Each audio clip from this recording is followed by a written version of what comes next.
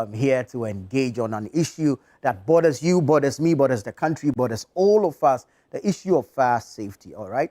Quite recently, we've witnessed a number of incidents across the country. And I don't know, for some strange reason, the beginning of every year, there are huge fire incidents in the country, especially within our major markets. We saw what happened in Kantamanto at the beginning of the year. Then there was, I think, Sunyani, also around the beginning of the year. Just around March 21, we saw the Edum Fire Market incident. What lessons have we learned? What measures have been instituted to prevent future occurrences? And even ourselves as people, okay, what are we doing to be fire safety conscious, to be aware of the various ticks, okay, the various causatives, what could cause fire incidents? Because you and I do know, and as the saying, the old age saying goes, prevention is better than cure. So it's better to prevent than to manage fire incidents, all right? So we're going to have a conversation with the men who are clothed with the authority, the wisdom, the knowledge, and the experience to help us understand some of these issues. In studio this morning, we have ADO1, Assistant Divisional Officer Grade 1, Derek Elom Ajukpa.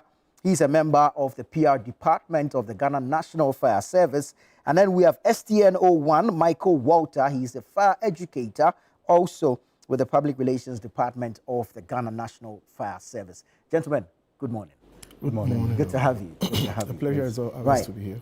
So let's begin. I'll start with you, Mr. Ajukpa. Absolutely. Give us an overview, okay? How susceptible are we as a people to fire incidents? Okay. Thank you very much. And it's a delight to be here this morning. You know, as a service, we take the opportunity to educate people on the prevention and management of fires very serious. So it's great to be here. So as a people, we can easily start fires on our own, knowingly or unknowingly. Unknowingly, yes. So let's begin with our homes. And some of the main causes of fires in our homes are one, electrical faults, and also faulty wiring. With electrical faults we have overloading of our sockets. You know, our sockets or our extension boards are designed in a way to handle a maximum capacity of current, which is measured in amperes. But when this maximum capacity is suppressed, then there's a problem. It's going to create a lot of heat, and with time, it's going to melt the socket. And you know, for fire to occur, three things need to come together to form the fire triangle, which is heat, fuel, and then oxygen. Right. And then the overloading of sockets produces excessive heat. And already the electrical socket is a flammable object, so that's fuel. And oxygen is around us. So when these three come together in their rightful proportion, then there's fire. Also, we have faulty wiring. And faulty wiring leads to two things, which is arcing and then short circuit. Right. I'll simply explain them. So let's take arcing. It basically means, let's just imagine two people holding hands, okay, and walking. And then something happens, and then there's a separation or there's a gap. And the other tries to, connect with the other person again. So that's what happens in arcing. When there's a gap, electricity or current tries to connect with the other conductor. So when it happens like that, it produces excessive heat. Okay. And then the combustible material is around, which is fuel, and then oxygen, and it starts fire. Right. And then there's the short circuit. So the short circuit, let's just imagine cars moving in one direction. And then suddenly something happens and they have to use a shortcut. And in electricity, when it happens like that, it produces excessive heat. It means the current is moving in an unintended path, which is not like the normal path or the safe path. So when it happens, like I said, excessive heat, and then there's fuel, and then there's oxygen. So when it comes to electrical fault, this is how we are able to start fires without knowing. And then we have unattended cooking in our homes, and this is very common. You know, sometimes people wake up and they have 2 or 3 things to do at the same time, so they decide to multitask. Okay. So they maybe if it's cooking, you put the food on fire, go and wash or do other things, or some will even go back to continue their movie, and then maybe give themselves maybe 30 minutes. By the time they come back from the period in which you leave the kitchen and you go back to whatever you are doing, a lot can happen at that time. A lot can happen at that time. And because you're not there to immediately tackle the situation with maybe your portable extinguisher, I mean, before you realize the whole kitchen is up in flames, so unattended cooking. So we advise that whilst you're cooking, make sure that you monitor it till it gets done. And then we have naked flames. You know, in this part of our world, we use, what do you call it? Candles, and then mosquito, mosquitoes call as well. And sometimes they leave it without putting them out, or they leave the house without putting them out. So this is also another cause of fires in our homes. And then you mentioned the fires in our markets. In our markets, yes. In our markets. And one of the causes of fires in our market is the poor electrical installations. You know, people, instead of going in for the, what do you call it, certified electrician, because there's someone who knows a thing or two about electricity, they decide to go for that person because it's cheaper. And this can easily lead to faulty wiring, and like I said, arcing, and then short circuit can easily happen and then lead to fires. And we also have cooking in our markets as well. And there's also some factors which easily spread fires in our market. And because of how we plan our markets, we have some stores where it's very congested with flammable materials, which leaves no room for space or fire breaks. And fire breaks are just an area or gap which, I mean, prevents fire from spreading easily. So when you have a room or a store filled with so much flammable materials, immediately there's a small fire, it gets into contact with the other flammable materials, and the whole place will burn. So it is important that our markets, we create fire breaks in our market, and also have a proper layout so that in case there's fire, the Ghana National Fire Service can have an easy access to the seat of fire, and then we can douse the fire immediately. So these are some of the ways in which we contribute to fires in our homes and our markets. Very well. Michael, let me come to you on identifying the common fire hazards and how to prevent them. Oh, okay, so I think I will build up from where he left off. So most of our markets, we have our formed market. They are not built. One person started, somebody joined, and then by the time you realize it is called what? A market. But so it's not structured. It's yeah, not so well they are planned. not structured, they are not planned, they are not built markets, they are formed. So most of these markets are they have what we call mischief structures. And when it comes to mischief structures, because they are not built, safety measures were not inculcated into the building of those markets. So the challenges we have at our markets, and when you look, because it was not built, proper segregation is not done. Right. What I mean by proper segregation is, if we know this is where they sell vegetables, when you go there, you know you are going to the vegetable side. If this is where they cook, if this is where they sell clothes and other things, so that early detection and warning systems could be inculcated into the construction of these buildings. Right, so properly demarcated yes. market to help in the prevention. Then you have gagway, you have alleys, you have exit points and all those emergency exit points and all those things. Because the markets were not built and they were formed, all these measures are not put in place.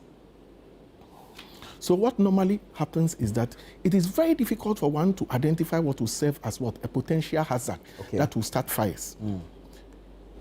Because we are supposed to, as every market must have a fire point, we must know A, B, C, D, E, and F, so that we can identify this as being what. But this is a situation where the markets we have everybody cooks everywhere, everybody does whatever they want, because next to a vegetable seller is somebody cooking. Next to the cooking seller is somebody selling clothes. Remember, most of these things we have are what? Flammable substances. Exactly. Yeah. And because we don't have proper managers of these markets, activities that also goes on overnight, during the night. People are not there. Security personnel are not there to even check those ones. Most of our mothers cooks in the market because of the time they leave for their respective houses. How do they even douse those small coal pot fires and other things? People who are selling fishes and other things leave the market in those locally manufactured ovens. They leave packets of fires within just to preserve the fish to the following day. So these are some of the activities that are going on in the market that is hardly to be regulated. And if we are not able to regulate all these things, what it means is that they will be sitting with the hazard, because it is somebody's living place too. They sleep during the night. So it's just a ticking time bomb. we are always seated on the time bomb until we change all these makeshift structures into proper buildings where all fire safety measures are inculcated into the construction. We'll continuously have these fires coming to us. So based on what you're saying, let me ask you, what should, in respect of fire safety, what should a typical market look like? A typical market should be a built market where early detection and warning systems are in place. Firefighting means are also inculcated into the construction. Where needed, we may even have automatic suppression systems that will douse fires in our absence. Because if these things... Let's break it down so people understand. Automatic suppression systems. So these are what? The sprinklers, the fire alarms. There's water sprinklers, the flooding systems and all those ones. Even if you want the FM 200, all those things will be inculcated based on the risk. And then we can also determine what goes into a particular area. So what we are saying is that if you can bear with me, see, most of these fires until recently happened in the evening. When everybody is left in the marketplace. So if we have automatic sprinkler systems and other things, what it means is that the moment they detect the fire, they will douse the fire by itself because it's automatic. You don't need somebody to go and operate it before it starts working. So these are some of the measures that when we put in place. And remember, when we are building the market, we inculcate other exit ways into it. Like the alleys I talked about. But when you go there, because there are makeshift structures, vehicles can't even get there. And that is the challenge we've had with most of our markets. The one we had at a dome like this, we were supposed to be fighting the fire from afar. So you don't get to a seat of fire, you'll be pouring water on the flames. And we are not supposed to be dousing the flames. When you look at how to put out fires, you aim at the seat of fire. What it means is that what is the seat of fire or the base of fire? It's the property or the object that is on fire and then the seat of flame. So you get to the seat and then it will be easier to douse those fires. But this is spraying onto the flame does little to yes, nothing. it does. That is why mostly it takes time. You need to attack the base. You need to attack the base. So if we don't get to the base, we will be cooling and cooling and cooling. And mostly what we do, we do two things at a time. We are either smoldering and cooling, or we are cooling and then we are also checking the spread of fires. It becomes, that is why most of the people say, when the firemen get to the fire scene, and instead of dousing the flames, they are pouring the water on the adjoining buildings. It is accepted. It is a worldwide accepted technique in fighting fire. Because that prevents the spread. Is to confine the fire to its origin. If the fire is at the level that it is burning everything, we have 4 stages of fire. We have the elementary stage, that is the preliminary stage where the fire, we have the growth, we have the standard, where the fully matured fire, and then we have the decay stage. So if the fire gets to the fully mature state, the only thing you need to do is to confine the fire to its origin. What it means is that the structure has been compromised already. So we are going to check fire spread until it gets to the decay stage. And then totally fires are extinguished. That is why we are saying, look, on sighting, the moment you see fire, because every fire starts very small, what you need to do is to call the fire service on time. Don't try your hands when the situation gets out of hand, and then you call the fire service. Well, we'll get to calling the fire service and all the issues that have come up with that. But let me come back to you regarding the challenges you face in fighting fire. So, like he mentioned, accessibility is a major challenge because especially when it comes to market fires. And an example is the Katamanto fire. You know how Katamanto is. I'm sure you've been there before. It's even difficult for humans to even use Katamanto, not to talk of bicycle or how much more a fire truck. So the moment we get to the scene, it's very difficult for us to douse fire because we can't get access to the seat of fire. So there's lack of accessible infrastructure for emergency response. Exactly. That's the challenge. Exactly. So what we would have to do is that we need to lay many hoses. And when you lay many hoses, it means that a lot of water will be stored in the hose. So it means the water in the plants might get finished within 2 or 3 minutes. And that's why people come in with but we are not able to directly attack the fire. We'd have to lay a line of hose about 5, 6, 7. To get the length. Exactly. And one hose can be like a barrel full. And you need to 17 buckets of water. 17 buckets. Wow. And you need to That's for one hose. Exactly. That's just one for hose. How long is one hose? 75 millimeters. 75 millimeters. In That is the delivery hose. You know, we have delivery different hose. types of hoses, Okay. so that is the delivery hose, yes. And all these hoses have to be filled before the water can be expelled or come out from the branch. Does this affect the pressure of the water too? It doesn't affect the pressure, but it's just that you are going to waste a lot of water. A lot of water is going to be stored in the in the hose instead of fighting the fire. So that's one major challenge. And like you said, segregation of the market. Sometimes you don't know, that I get to the scene, and because they are all mixed up, this one is selling this one is selling this. Sometimes you need to know what is burning for you to, employ the necessary extinguishing medium. So, you know, we have classes of fires. We have Class C, which involves combustible materials, Class B, which involves flammable materials, flammable liquids, and then Class C, which involves flammable gases. So when we get to the scene, we need to do our assessment and know what is burning before we extinguish, apply the appropriate extinguishing medium. But because it's a market, it's not really structured, and there are a whole lot of different things being sold there, it's very difficult for us to apply the proper extinguishing medium. So I don't know if you remember this Katamanto fire. Someone was like, fire service came and then they were just pouring petrol instead of fighting the fire because instead of using water. Yeah. But the thing is that because when we got to the scene, it had other classes of fires. When we applied the water initially, it was still burning. So what it meant was that we had to use foam concentrate. And what the foam does is that it smoothes the fire. It prevents the burning surface from mixing with further oxygen. Okay. You know, like I said, oxygen, fuel, gas. So the moment you take one element from the triangle, the fire douse or is extinguished. So what the foam does is that the process of applying the foam is what you call the smoldering. smoothen. Okay. So the foam covers the burning surface, preventing further oxygen from entering into the burning surface, and that extinguishes the fire. Means oxygen has been taken out. So these are some of the challenges we face when fighting fires like this. So let me add to the challenges. You know, when you look at the challenges faced by the Ghana National Fire Service, it is institutionally based and not fire service. From the moment we en route from our office and we want to join the roads, these are some of the things that causes delay. The fact that your premises is on fire doesn't mean we have to run amok on the road to kill other users of the road. Right. So we are not town and country planning. You understand? That is somebody's duty. Yeah. So when the roads are congested, we need to maneuver our way with our siren. When they pave way, we will get to the fire scene. When they don't pave way,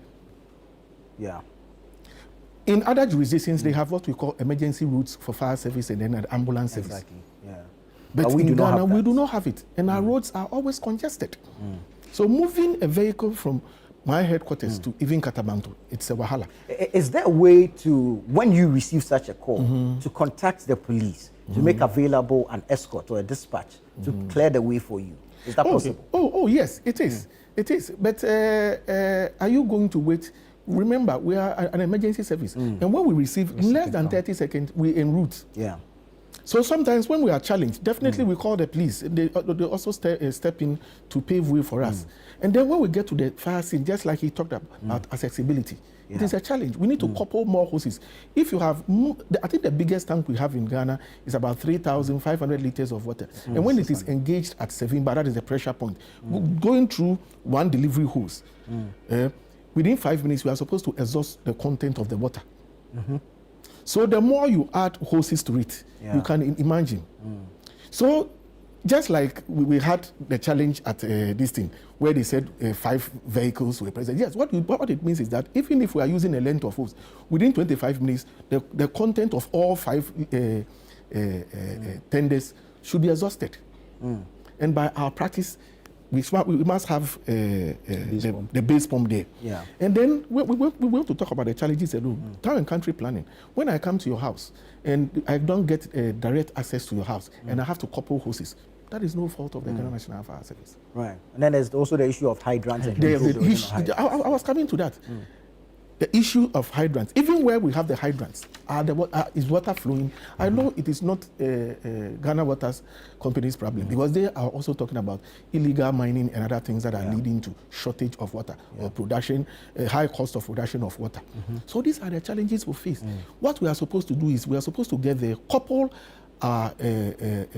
hoses to the hydrants, and then quickly we can because you need constant water supply to douse those fires. Right. Just like you talked about smoldering, we have cooling, and then we have starvation. Right.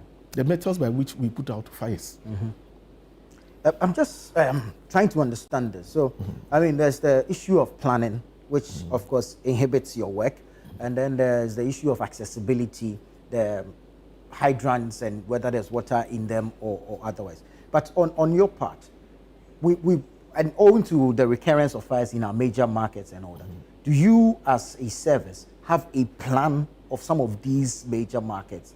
And then have you plotted ways that you can access some of these markets in the event of an outbreak? Oh, yes, definitely. What it is that the markets are inhabited by human beings. So what we talk to the human beings about the need to protect their own wares. Because as it is right now, they are supposed to get firefighters, fire extinguishers. They are supposed to get some of the things that will help curb the fires from coming. And even if the fire should happen, there are extinguishers which are readily available by them that they can use.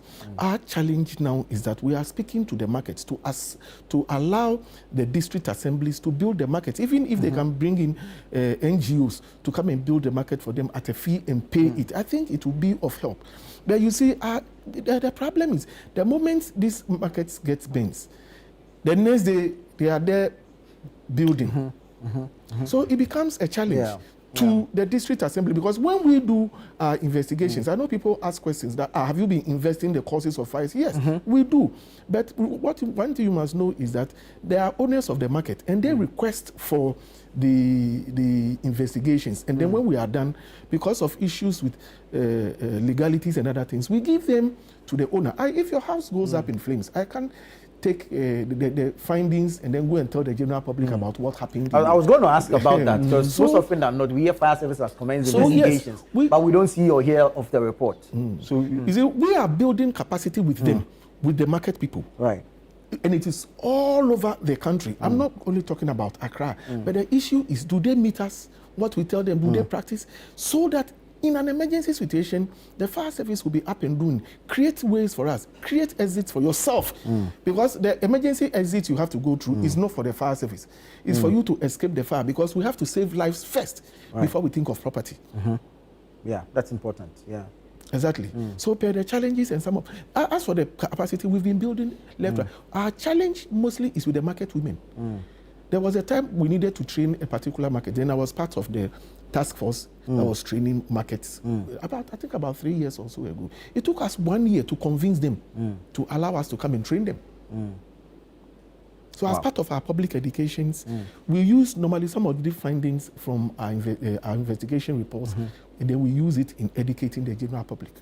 You wanted to chip in on the investigations part? Yeah, so like I was saying, so I mean, when we finalize our investigation, we speak to the market leaders and whoever is in charge of the market, and then we give them the report at a fee. You know, so they have to request it at a fee, and then we give it to them. And then we. So if they're not willing to pay for it, that means the report sits in your office? Yes, I mean, that's our. No, you see, mostly we do the investigations, but you have to request at a fee.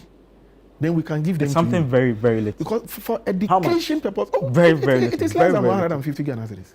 Less than 150 Ghana cedis. But if, okay, well, I don't know how it works, but I'm thinking that if you've conducted an investigation into an incident that involves me, why do I have to pay for the report? You have to request for the investigations. You know, we have our men, and we also generate revenue for government. So yes, by paying less than 150 Ghana cedis, you are also supporting government to support you. I hope you understand what I'm saying. Yes, that is not much. But doesn't it, I mean, get people not interested in the reports? I mean, if you own a shop, less than 150 cedis shouldn't be anything difficult for you to pay. That's also our own way of generating funds to support you, to provide comprehensive support to you, the Ghanaian. So it's something very little. And then what I also, you that you've lost all, you must be so inquisitive to find out why you lost your property. So if you come for the reports and it's given to you, next time you won't repeat the same thing you did that caused the fire in either your house or the market. So yes, I think it's worth it. Right, we'll be opening the phone lines very soon. A number of people have some questions they want to ask. Others also have observations they've made and want to put before you. But while we're at it, the reforms will not happen overnight. There has to be legal reforms. There has to be regulatory reforms. There has to be policy reforms. So let's look at all these. I know there has to be some strict building codes or they have to meet certain standards. And so that I want to find out, what is your level of involvement in the issuance of, say, building permits and all? Yeah, so LI 1724, that was passed in 2003, mandated the Ghana National Fire Service that every structure that is built, initially it was quiet on domestic ones. So we have public residential accommodations, that is the LI 1724 that was passed in 2003. We have public residential, we have health care services, we have places of assembly, we have teacher training and research institutes, we have entertainment and recreational centers. So all of these areas were taken into consideration when the LI 1724 was being passed. But it was silent on that of, how do we call it, domestic buildings. So in 2016, LI 2249 was passed, that is the home fire safety. So the law says that before every building is constructed in Ghana, you must submit your documents to the Ghana National Fire Service to provide you with permit. That permit will let you know what you need to, the measures you need to put in place before the building is done. That is when you're about building. But when the building is already in place, like yours, then you need to make sure you meet all the safety protocols, and then you come for fire certification from the Ghana National Fire Service. So it also adds to those markets and other places. So when you are building a market, you know we have the district assembly, we are going to have the police, we are going to have the Ghana National Fire Service and other stakeholders all together to ensure that that market that is being built, that school that is being built, that hotel that is being built will meet the particular requirement of all those stakeholders. As well as that of the Ghana National Fire Service. So yes, it is mandatory that they all join. And then I also want to add that, look, if we are going to sit and continue to say that it is not going to be the building of the market, is not going to be today, then they'll forever be at the mercy of the weather. Because you mentioned January, you know, from January coming and other things, because of the Harmattan nature, taking the moisture out of flammable substances, they burn. And then, you see, technological sophistication is also part of our challenge. Most of the people are buying gadgets into their marketplaces, into their homes, into everywhere. Growing up, we had coal pots, we have Muchia latte, and all those things. I think it was television, radio set, or sound system, and then the fridge. Now we have so many at our market, go to blenders, ovens, microwave, air fryers, and these are all using electricity. And sometimes you notice that they've all plugged into one outlet.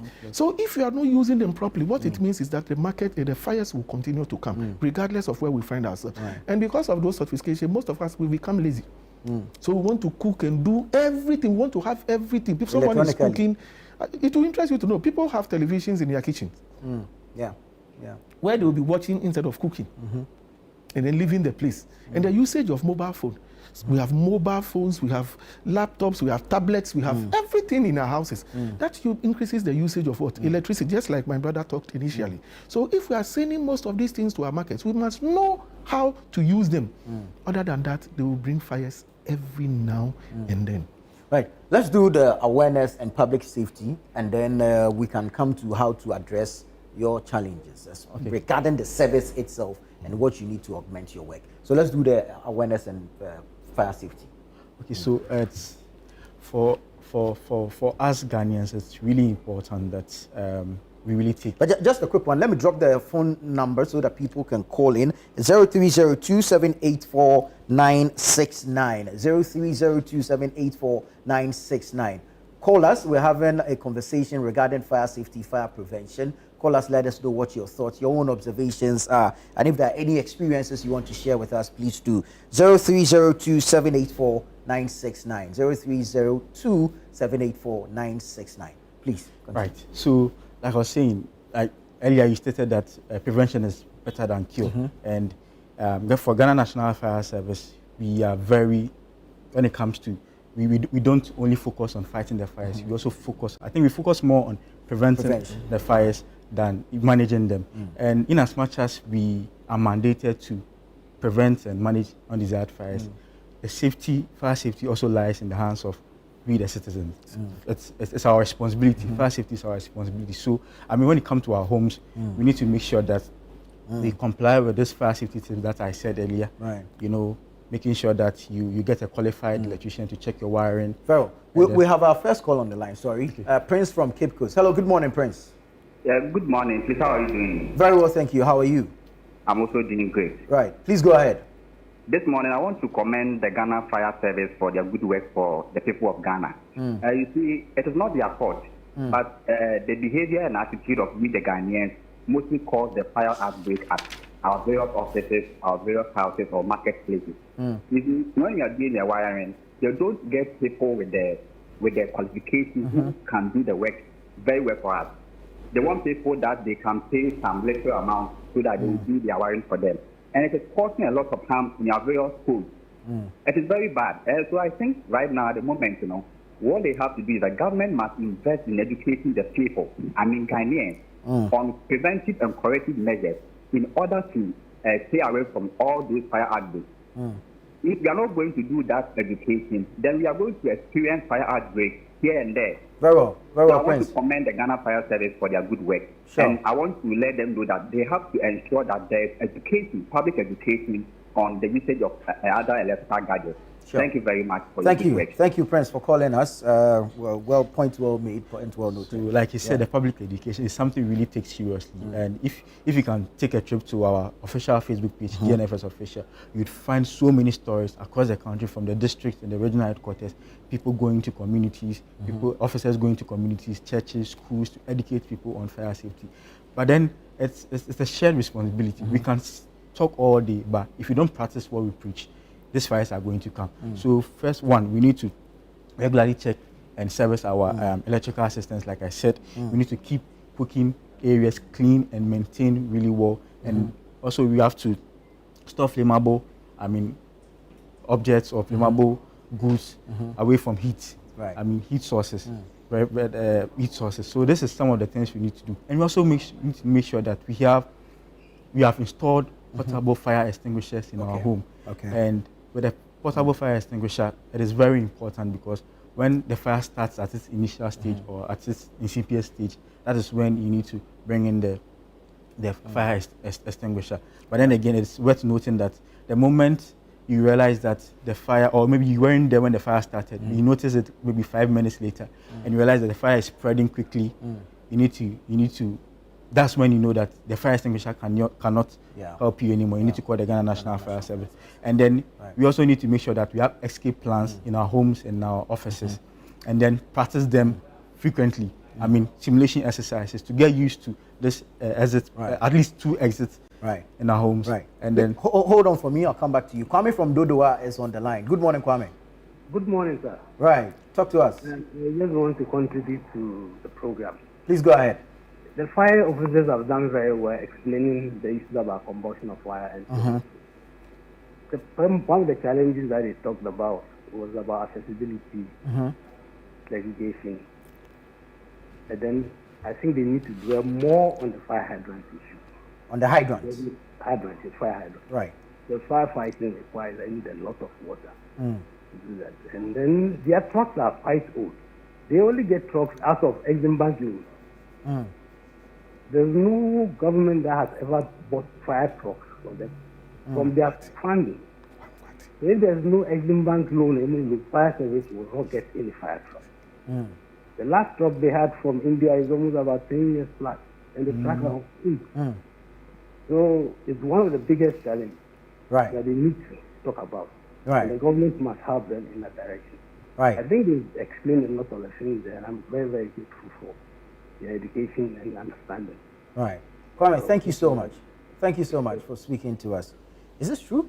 The last hydrant you got was when? No, the fire truck. The Fire fire truck. truck. Yeah, well, it's 13 years ago. 14, 15 I think the years interior ago, minister yes. mentioned it. Yes. Yeah, and he says he wanted to take some 1 CD on 1 peso on petrol prices for you. So, I mean, so that's one of the challenges we also face. But Our you see- vehicles, Yes, like he's saying. Yeah.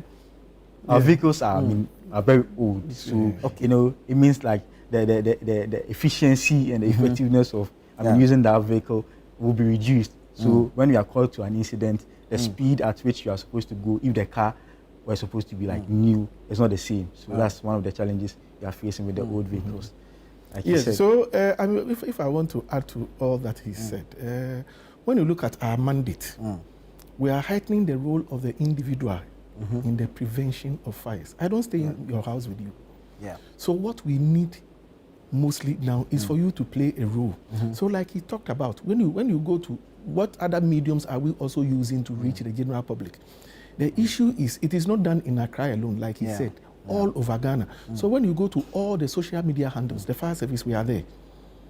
Educating people on how to douse fires and other things. And it's from the regions. In fact, those stories that we even post there is not even quarter of the things that are happening now. Yeah. So our men are now on the ground going to and fro, educating people. But the role of the individual is also very important in the prevention of fires. Very well. Let me go to Kintampo. We have a caller on the line from Kintampo. Good morning. Hello, good morning, sir. I hope you're well. Yeah, I'm very fine. My name is Francis from Kintampo. Francis, please go ahead. Yeah, I have issues, but some have already been spoken about, so I'm not going straight to them again. Right. But the issues I have problem is Can you hear? the personnel. The personnel. The personnel, yeah. Okay, those the top there normally they speak well and do well, but those in the locality, they don't in the local areas, they don't behave as their professionalism, the way they put it, the fire will come, the way they will behave. They don't even seem to be some people that have been clean. So I will engage, or I will just advise that those who take those people in the local area, and then so that they know what to do, and then just to put diligent effort when there's fire. And also, I will not talk about the publicity also. The fire is very few understand the English language. Look at how much we invest in politics, which doesn't even help us. And fire, who you destroy so many properties. Let's invest and even use our local language to where they are. For example, if I'm a traveler, you can put loudspeakers on vans and be speaking all of us, and so that we understand actually what is happening. Because if not, it's not help us. Very well, Francis. Thank you so much. Thank you so much. So Francis is speaking to personnel at the local level, and then his second issue has to do with the publicity, the public education. He wants it decentralized. He wants it in the local language, localized, so that people can better appreciate all of this. So what I mean, let's Okay, speak to this like I was saying, when we go out there to educate with the people, we know the masses of them are not English-speaking people. So Ghanaians, we are going to look. I am a Ghan, so I can speak in Ghan, and he is an Ewe. He speaks he speaks the Ewe. We speak in the dialects, so area-specific language. Exactly. I can't come here and to probably the neighboring around here and begin to speak English. Yeah. If I come here, I would make sure I'm speaking the language you understand. Exactly. That is why it is not only one person that does education. Education is done nationwide. And let me be quick to correct that perception that they don't seem to be doing anything. Firefighters, what we do in the morning is that when those who attend the fire, when they go, they have about 3 crews, first, second, third crews, or sometimes 4 crews together at a particular time. So what it means is that the first crew are behind the seats.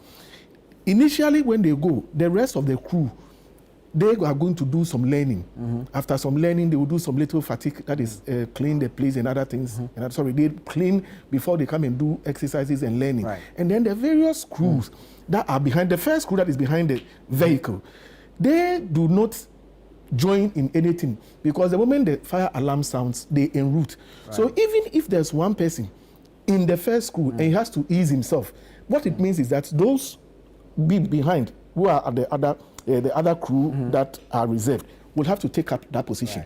So, and when they are done with everything, people say you see them pushing draft and other things. That is to keep them awake. They are not supposed to be sleeping. Exactly. Yeah. So yeah, they play games as well. After learning and everything, they play games. They do other things. Right. To serve. Let me speak to Selom real quick. Good morning, Selom. Good morning, sir. I'm calling from Morning Group. Very well. Please go ahead. I'm very happy with the ticket offering me. But my question is that you have an outfit that training the public on Selom, please say that again. Please say that again. My question is, I want to find out whether they have an outfit that train individuals on fire. Okay. And those sort of stuff. Right. An outfit for training individuals outside the fire service. Yes. Okay. All right, Selom, thank you very much. Yeah, thank that's you. my question. Thank you. Thank you. So like you said, I have always been with the educational team. When we are going to markets, when individuals want us to come and train them, we have been part. We have the safety department. Right. And they have the education. Right. So as for education, it is done everywhere. Every district. They should only walk into our offices. Our people are there and they are ready to take them through the training. If you want the training for your house, you just walk into the fire service. When you walk there, they will give you safety officers who will go to your respective residents and other things to look at places, and then you educate them. Right. Yes. Do you only conduct investigations after an incident, or do you have, say, plainclothes men who are there picking intel, especially in our markets, regarding all the various issues that you have listed that cause fire? I'm asking this because of the prevention aspect of the whole thing. Yes, at the moment, that is one of the things that we are doing. But what we do as an institution, we don't go undercover to go and watch anything. But what we do is we go and do practical, how do we call it? Risk assessment for premises. So when we come to your premises, we are going to look at the risk levels, and then we are going to identify all those risk levels and then tell you how to mitigate those risk levels that can, or the hazardous things that can start fires within your premises. So that is what we do as an organization. You can request from us, we'll come to your outfit, and then we do the risk assessment, and then we give you the findings and everything so that you can implement it. We'll come back to the challenges you have. Resourcing the fire service, equipping the fire service, insurance for fire officers, and of course affected persons and all that. But let me quickly speak to Edie. Edie is calling from Wali Wali, I think. Yeah, Edie, good morning. Good morning. Yes, I trust you're well. Thank you. Yes. I want to contribute to your program. Please go ahead. Ghana Fire Service are doing well, but I want to put it that there are three people that benefit when fires are burning in the market. The chiefs, the ruling party, or the losing party. The benefit? I realized that earlier, from the earlier submission, Mr. Walter wanted to, I think he cannot say it all because he cannot blame the government for not doing certain things. And he cannot blame the previous government for not doing certain things. So he's also careful. When I was following him. So when there's when there are fires there, it's either the thieves will go there to steal. So they can also when they can do anything to make sure that there are fires in the market for them to steal. So that's you're alleging arson in this case. Yes, which is a possible cause of fire. It's a possible cause of fire. Right. Yes. So if you look at what just happened in Kumasi just recently, I realized that the past government, let me say the past people came there to sponsor the market or to donate. Through this, they gain popularity. So if there was no fire in Kumasi, would they have come there to donate and then gain that popularity? Right. Right. The ruling party, I saw the regional minister there. He came there to gain popularity. If there was no fire, he wouldn't come there. Right. Right. So I realized that three people always benefit. So what I want to suggest is, from time to time, fire service will always move to the market with a surprise visit with either the police officers. They can just walk in there to see what the market people are using. It may not be that the gadgets that they are using that are causing the fire. It may be that criminals are causing the fire. Right. Right. So this is what I just want to... Thank you so much. Thank you so much. Thank you so much. Right. Please, let me correct this erroneous perception. In fact, I wasn't attributing anything to the politicians. What I'm saying is there are 5 main causes of fires: carelessness, ignorance, accident, arson, and then natural causes. Right. So it could be anything. Any of them. If issues of theft will lead to fires, yes. And it has led to so many fires where people talked about people embezzling funds and then setting places offices ablaze ablaze and other things. Yes, so those ones are also there. Right. And then we also have natural causes that we can hardly do something about. See, so I wasn't actually referring to any politicians. Very well. I mean, it is trying to do its own categorization. Exactly. If we follow what you say, we can actually make it 2 instead of 3. Let's put the politicians together, both Okay, past so and present whether governments. new So the or thief old. and then politicians. But let's look at resourcing the fire service, Absolutely. equipping the fire service. Do you have, well, we're even struggling with trucks and your ladder, how do you call it? The turntable. The turntable ladder. I was going to ask about a chopper. hydraulic platform. A chopper, Yes, a helicopter. yes. Because if you look at an area like Kasamanto, Kasamanto, how vast the place was, if you had a chopper that was Exactly. spraying from above, it could have helped. Exactly. So Do you have one? we don't have one. Should at we the get you moment. We'll be grateful. I mean, if ChannelOne can get us, I will At be the moment, grateful. we know the price of chopper, so we'll be talking of. He will be telling about drones and other things that Right. we can use. Right. Please You go know, ahead. you know, as an institution, we are challenged like every other institution.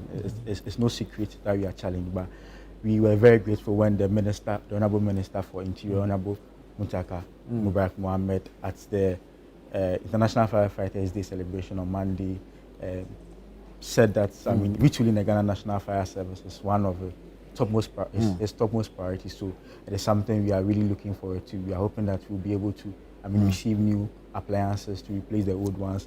And if, we can go a step further to get us drones to fight fires like the Kasamanto fire, we're very much grateful. And we are also calling on corporate Ghana and well-meaning Ghanaians that, you can do something for the Ghana National Fire Service, even if it's not the entire Ghana National Fire Service itself, but wherever you find your company, maybe the nearest fire station, you can just go there and then support them, whether it's equipment or anything that is going to aid in operational duties. We'll be very much grateful. So, when it comes to the challenges, we are very much challenged like every institution, but we are hoping that, like the minister said, he's looking at retooling the Ghana National Fire Service. So we are looking forward to that. We're hopeful that. So we are also seeking to improve our response time. Exactly. All these estates, building contractors who are building estates in the new Accra, or let me say the new Ghana, not the old Ghana. If you look at the old Ghana, it is properly planned. So when you go to Katamanto areas, we have hydrants, we have everything that is... So the planning is a problem. Exactly. Or But the the truth lack of of the it. issue is, at the moment, all those estates that are springing up, going into areas, we are not inculcating all those safety measures into the I was building. saying this the other day And here, then- that we are developing without planning. Exactly. So we are now moving into new Ghana, yet we are not constructing fire stations to fire personnel to come in to get closer to those communities. So what it means is that we are going to increase travel time from where you call us to where you have built those estates, if they should experience those problems. So we are also calling on the estate agents that if they want people to patronize their buildings, they must also think of safety.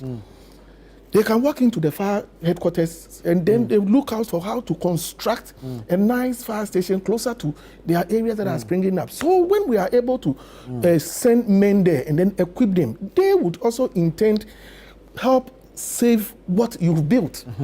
Because I believe if you are going to buy a house now and then you see a police station, a fire station, a hospital, all those structures, when you see them there, you'll be safe. You know you'll be safe from any unforeseen. So they should also consider getting to the fire station, building. We have building plans there where they can build something nice for people to come and inhabit, and then they will also prevent them from catching their buildings from catching fires. So they must also look at that. Do you have any enforcement powers or authorities? Recently, I saw a CFO direct that some cooking joint at Osu be closed down because it was at a fuel station or so. Yes. Do you have any powers Certainly. to enforce? The LI 1724 and the 2249 can mandate the Ghana National Fire Service to go into closing down of premises that do not meet required standards and other things. So yes, we have the prosecutorial powers, to prosecute. But have you been using it? You see, as an institution. Or you're doing the typical Ghanaian human face? No, not that. You see, you need the people to understand. For all you know, you are even hearing it today.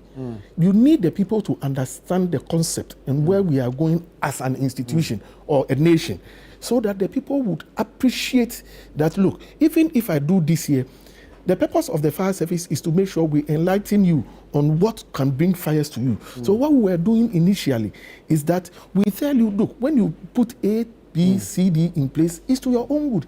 Remember, when we are dying, it is not a fireman that is dying. But it is our mandate to make sure that we prevent you from dying. So as we speak, the minister said he's not going to tolerate vandalization or attack of on personnel and other things. Which is one big problem. From this year, we are going to see a lot of buildings and other structures being closed down. Right. We're wrapping up. Final thoughts. So, you mentioned insurance package for firefighters. Exactly. So, fortunately for us now, during the IFFD International Firefighters, the GNFS launched the GNFS Health and Safety Funds, which is basically one, to support firefighters who get injured in the line of duty, and secondly, to also support families and children of firefighters who lose their lives in the line of duty. So that is something that is in place, and even the minister donated an amount of 50,000 during the celebration to that fund, and I think other stakeholders who can also contribute to this fund. Anyone at all. How can they do so? So you just we will give you our bank account, and then you just walk into any fire station. I mean, specifically the Ghana National Fire Service headquarters, and then we have an account that you can account service, and then you can contribute to the GNFS Health and Safety Funds. Right. Walter, final thoughts. We are telling the general public that, look, they are supposed to help us in fighting fires, and for that reason, when we don't get there on time, it's not because we deliberately delay in coming. It's the challenges we have on our roads.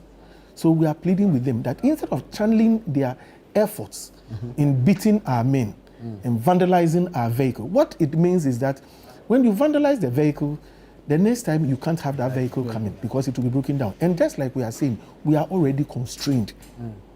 We are calling for the general public to also come to our aid. Maybe in your area, if you think the fire service is far from you, you can also come. You can come as a body. You can come as an individual. You just come and see how best you can also help. Even if it's a fire post and we send our men there, they can also do something in the... And before you go, 30 seconds. So we want to assure the public that the Ghana National Fire Service is ever ready to provide comprehensive safety and support to them. So if they are challenged or they have any issue, any emergency, they can call our emergency lines 112 or 192. I hear the prank calls are killing you guys. The prank calls are killing us. but then people are beginning to understand. So there's a publication now that's and then it will interest you to know. Tell him how much we have been saved. So we've saved so I mean, the first quarter of the year, compared to last year, 2024, prank calls have been reduced by 31.52%. Wow. It means people are now understanding the effects and implications of prank calls, and the acting chief officer, Madame Daniela Mausi Ntosapon, is very pleased with Ghanaians for, I mean, this behavioral change. So it is something that we need to take very serious. So the prank calls, sometimes when you call 112 or 192 and it's not going, it's like our normal phones. When you're on the line with somebody, and another person cannot come through. But you can be rest assured that there are people at the fire master control who are ready to answer your calls, but the prank calls are too many. So sometimes you can even deny someone who has like real issue to report to. So if you can't get through with the 112 or 192, we have our hotlines, which is 030-277-246, 030-277-2446, or the 029-934-0383, 029-934-0383. This now, these are hotlines. The moment you call, you get to speak to somebody and then share your very well. Thank you so much. Before we go, one of the measures that we've also what we are doing is we have a television station now that is educating a lot of people, so they can watch the Fire Service TV. Right. It's a digital channel, so when they tune in, it's free to air. They can also get it. All right. Thank you so much. Thank you so much. Final one. The Ghana National Fire Service in 2024 was able to salvage properties worth 550 million Ghana cedis. Wow. A little above that. A little above that. Very well. Thank you so much, gentlemen. Assistant Divisional Officer, Grade 1, Derek Elom Ajukba. He's a member of the PR department of the Ghana National Fire Service. And then we've had STNO 1, Michael, Station Officer 1, Michael Walter Okain, fire educator, also with the Public Relations Department of the Ghana National Fire Service. Thank you so much, gentlemen. This has been great, for having us. Very educative, very informative. Thank you also for calling in. For those who were unable to read your messages, we'll do that along the show. But this is Breakfast Daily here on Channel One Television.